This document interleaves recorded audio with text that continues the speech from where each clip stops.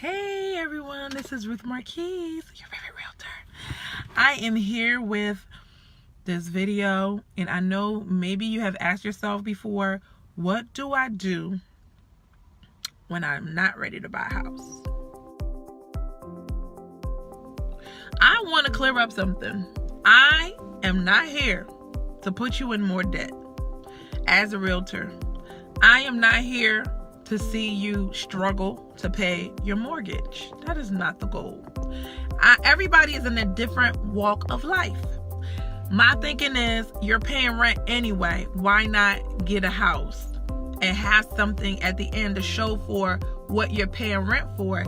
More like a long-term strategy. But if tomorrow, if you're still living your paycheck to paycheck, if you don't have any money, and then all you're gonna do is just come up with the money for the house. This is where we mess up. We wait for our income tax check or we get a grant, and we never figure out how to learn to save money. We never learn to figure out how to get out of debt. And what happens is all we do is prolong the cycle. We just have just enough to buy the house, and then the next day we're broke. And then something breaks. There's nobody coming to save you when you buy a house. So it's better to be in a better financial position. If you feel like, oh, well, I got to fix my credit anyway, it's going to take some more time, and you're not quite ready with your credit, take advantage of the next 6 months, because you can sit here and change your financial future in the next couple of months. Don't just, I'm going to do my life here.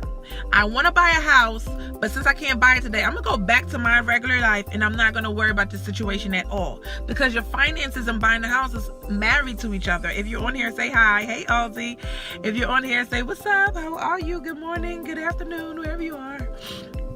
So I'm going to talk about a couple things that you need to do when you are not ready to buy a house. You are not ready to buy a house if you're still trying to get money for the house. If you're still trying to save money for the house and you don't have the extra $1,000, that extra $1,000, if you have a leak, you can fix it. Extra $1,000, if your car goes down, you can fix it. But here's the thing. I was just doing a video about how these little problems that we don't handle in life, they add up. So now your car's down and you got a leak. They come together. Problems come together at the same time.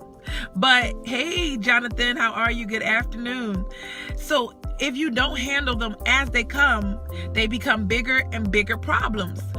Sometimes buyers have issues because they forgot that the stuff on their home inspection needs to still be fixed, and our sellers is not fixing everything. Sorry, you're buying a house.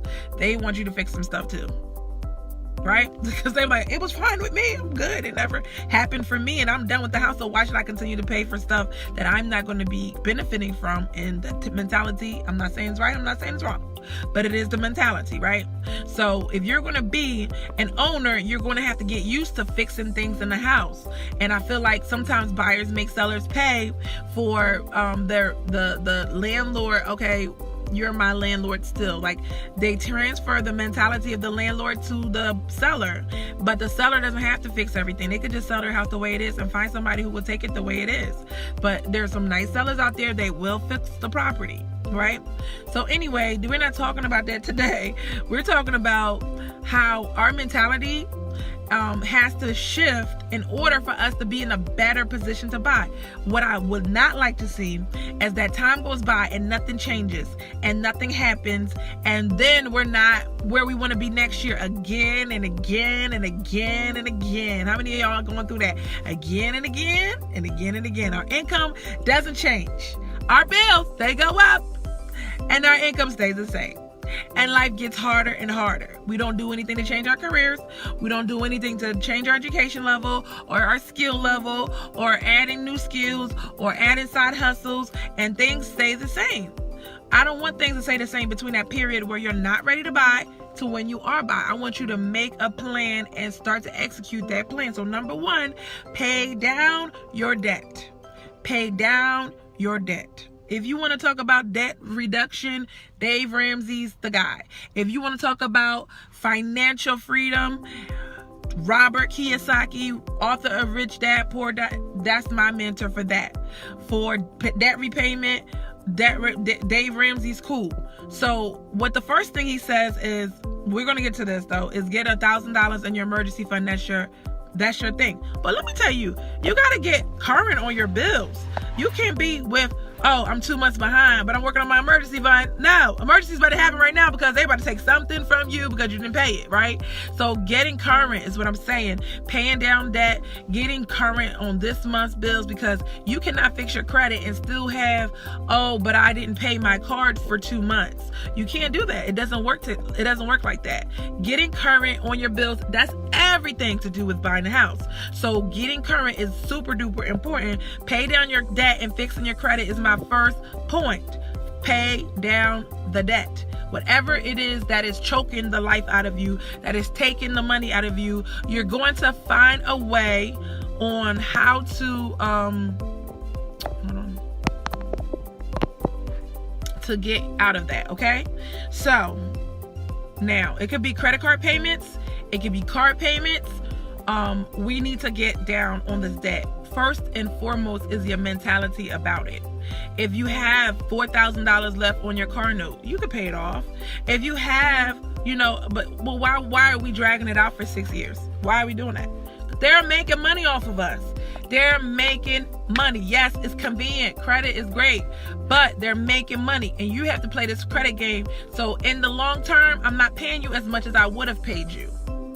And yes, you are paying for things 2 and 3 times over when you're using credit. It happens.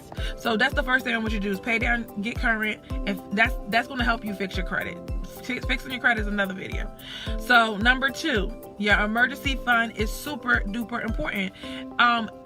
Beside saving for your house. The emergency fund is not to be touched. It's not for when you have your house. It's to be put to the side for emergencies. Most Americans don't have $1,000 saved to the side. Most people don't have that. There is check to check to check, and nothing changes. So, okay, when we get your check, let's start making coffee at home. This is my teacup. We're going to make it at home now because I need my $50, okay? That's my $50 for the month. That's $200. That's 204 months. There you go. That's towards my emergency fund. So when we change our habits, and those little dollars, they keep adding up, that gym membership that you're not using and you know you can get out of, and you have never been to the gym, I definitely cancel that. Cancel some stuff and start to create space in your budget. If you're still paying a cable bill and you know you should have went the Netflix route already, listen, I am on that path. I do not have a cable bill. I do Netflix, and that is just fine. And if you want to add Hulu and other channels and all of that stuff, that's fine. When something big happening, you better go to Chicky and Pigs. I'm just saying. I don't really watch that much TV. I pay for cable. They want to be jerks. I'm like, all right, day 31. We'll shut it off if you don't pay. I'm like, bro, I got more important bills to pay than this cable bill. I had never sat down and watched my cable at all. I'm moving, I'm working and all that. Why should I pay you all this money? Now, if you're sitting around just chilling and watching, but you act like you don't got a phone. I'm on my phone. I can't use that as a problem. You act like you don't got a phone, you don't got the internet. Y'all can watch other stuff. TV's not that relevant. Sorry, I'm just being real. And sometimes I do miss stuff, and it's okay. It's all right, because that's their dream. It's not my dream. I want to help you with your dreams. I want to help you. I want to help myself with my dream. I don't want to help the people that's on TV living out their dreams to have even more ratings and get paid more.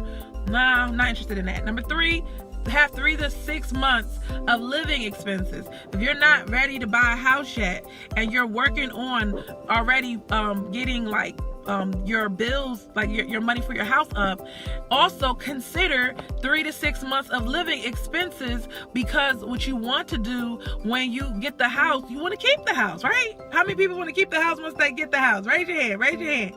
I want to see some likes. I want to have a house that I can keep. I want to have a house that I can pay for, and it's not the most expensive thing in the world. If I'm down for, and I'm at the hospital, I'm covered. You have to learn how to cover all your bases, because nobody else is going to do it for you. If you think that everybody's going to just pull out all their programs the second you need help, no. And think about your friends and family. Do they always help you every time you need them? All right, next. Number 4. Then you save for your house. So if you have 3 to 6 months of living expenses, I don't know, if you need to know how much you have. If you don't have, if my number is $3,000 and your number is $4,000 or your number is $2,000. You need to know how much you are spending. Go in that bank account, pull everything out. I'm watching these budgeters and I'm like, they really go through all their bills. Like, they go through all of them. I was like, that's so time consuming. But imagine if it's not. You know what's time consuming? Let's be real. All right. What's time consuming is I spend my money on dumb stuff and then I got to make up for it to work some more because I didn't know where my money was. Raise your hand if you agree with me. Is that not time consuming? Hey, Eric, is that not time consuming to keep working harder just to pay off for my ignorance? Because I don't know where my money goes and I don't know how to cut back and I don't know where it's really all going. Even one little step, like the grocery bill we talked about, the $100 a month, that's so empowering that I know I have $400 a month. And then it's like, play with it some more. So now I'm hearing you, if you want to go out to eat, it's in your $400. Make sure you share this video. It's so important that you do because your friends and family will love you for it because they need help. And they need, I need help, you need help, we need help, right? So share this video. So anyway, that's so important. It's so important to get on track with your finances, to make it your job. Who's gonna come in and tell you? Do you know that companies pay analysts to come and look at their money and they're judging how they're gonna handle the budget? They have multiple meetings. When you gonna have your own budget meeting? When you gonna have your own, let me sit down with my own committee in my mind and just figure out what I'm about to do with my money? When are you gonna do that for yourself? When are you going to get your finances in order? Do you know how powerful that makes you? No matter if you're making $20,000 or $80,000 or $150,000. Well, how do you ever think you're going to get to 150 if you're not careful? And the Bible talks about that. If you're not being a proper steward of the 20,000 that you had. Did she say that? The 20,000 could be 40,000, but you're just not taking good care of it. The 40,000 could be 80,000, but you're just not taking good care of it. How are you going to start a business? How are you going to start a business when you can't take care of your finances at home? How? Do you know how crazy it's going to be? How many entrepreneurs know how crazy it is to have, I have to get off this thing and go pay for something to run my business, a different business. Pay for something to run my business so things don't stop flowing. So now you got home. Now you got a business. Now you got another business. You got bank fees. You got employees. That's expensive. But if you are not in control of every dime, if you're not in control of every dollar, if you don't tithe, if you don't figure out what you're going to do with your money, what's your long-term plans, what are you saving for, what are you trying to start a sinking fund for? I had to figure out, what is a sinking fund? Huh? That's just when you save up for something special. When you saving up for holidays. When you saving up, like this yo, they're deep. And that's why they got $10,000, $50,000, $100,000 in the bank. And you don't. So you need to learn from these people. Hey, Wilhelmina. Was it Wilhelmina? I think it's, yeah. So you need to learn from these people. And it's not a waste of time to sit and listen. Like, you at work and you're allowed to listen. Listen, don't watch stupid videos. Watch things about how to budget your money, how to fix your credit, how to save money, how to get a house, how to, go back to school, how to build your career. That's what your history. I'm gonna go in YouTube history and find out what you're watching. That's what I should see. Because if you don't do that, how are you gonna grow? You may feel all alone, like, oh, nobody understands what I'm going through. No, some people that understand, they've been there, they've done that, and they got tips for you. We're living in a great time. Hey, thank you, Wilhelmina. She said, good advice. We're living in a great time. I dare you, because I didn't even know it was like that deep to go into budgeting like that. Like, you can, is this happening again? Lipstick on my teeth. Okay. You can go and get a whole budget and work out your budget and know exactly where your money is, where your money's going. I've been doing it. It's so powerful. And when you're left with nothing, but you've accomplished everything on your list to do, it's a good feeling. You're not without your contacts. You're not without that mouse that you needed to replace. You're not without the clothes that y'all were going to need for the next month. You're not without anything because you thought about it. You didn't go on emotion like, yeah, I got paid, I'm running to the mall, I'm shopping, and then nothing. Your income tax refund. That's something that you should have it planned out to the T of all the things that you need and all the money you're going to save. Your income strategy. If you're not making enough money, you should have it on paper how you're going to handle it. So saving for your house is going to be the last step in this process, because you're going to have a little something. Even if you don't have 3 months even if you have 3 to 6 months of a mortgage payment in there to cover your mortgage and everything else is, whatever, you'll be good to go. Because in the process of buying a home, you may be asked for that. You may be required to buy your house. You may have to put money on reserve in order to qualify. People want to know. And what's so crazy about it is, like, we got to change our mentality as realtors. When you're like, well, you can have the reserves there. It doesn't matter where the money comes from. It just got to sit in your bank account for settlement. But it would have been better if you had that for yourself. It would be better. So my clients walk away when they have more than what they need. They have money in reserve so they can pay their bills and they're not stressed out. $300 expense happens. It happens because now you're a homeowner. You have something that you invest in. $600 is going to be inconvenient and no longer a crisis. No longer a crisis. It's not easy. It's not easy. But at the end, when you're selling and you got a big check in your hand, you'll be like, it was worth it, Ruth. It was worth it, right? And you got to live in the thing that you buy. Like, sometimes when you live in the thing, it doesn't keep its value. What happens to your car? Every couple of years, we're going all the way down to almost zero. Almost zero. I don't know what they end up at. Maybe 1,000, 2,000, 3,000 at the bottom, right? But you're using the thing and it's used up and the value is used up, but with the house is not used up, it could go up. Come on. So it's worth it. Don't complain about the $600 payment that you had to make, even though it hurts. It's hard. I understand and know it's so tough. But when you got $50,000 profit in the middle because you sold it, but when you have your equity going up, remember, it was always worth it. Okay? So number 1, pay down your debt. If you're not ready to buy a house, you need to pay down your debt. You need to get current. You need to fix your credit. Number 2, you need to have an emergency fund that is not touched for no reason. Then you need to increase your emergency fund. That's 3 to 6 months of living expenses. So when you move into your house, anything happen, you lose a job tomorrow. It can happen anytime. It's not yours. It's a job. It's their job, not your job. If your clients don't pay, you have your own business. They have a right not to pay. They could just say no. They could just say, oh, it's going to be slow because I'm not going with you. It's all right. You got your money set up. You're not desperate, right? And then then you can save for your house. Then you're going to feel so like, oh my gosh, I am so, like, even though we're young, we could be in a good place. Even though we're not balling out of control, going on $100,000 vacations, but so what? We can have 6 months in the bank and know that everything's going to be okay. And we don't have to be a celebrity to feel like I am secure. I feel better about my financial situation. But if you don't hear it, faith coming by hearing and hearing by the word of God. If you don't hear it, if you don't hear me say it, and you know it's hot in here, y'all, so I got to go. Air. So if you don't hear it, you're not going to believe it. So I'm telling you, you don't take my word for it. You go to YouTube and you put budgeting.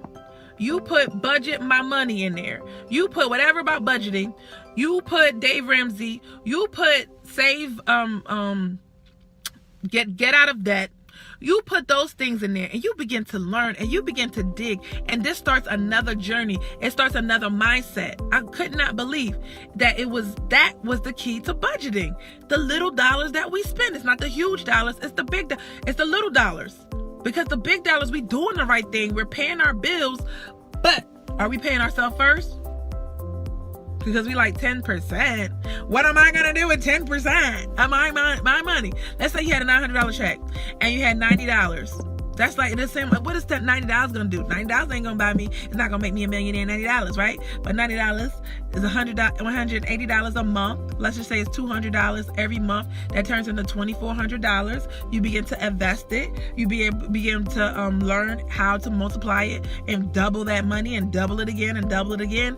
And that $90 then turns into $500,000. Then you're gonna be like, Ruth, you said it. I did it. So y'all have a good one. Y'all, God bless you. Make sure you share this video, and definitely keep I hope you like this page so that you will keep getting them, because they are going to keep coming and not stop. Thank you. Have a good day.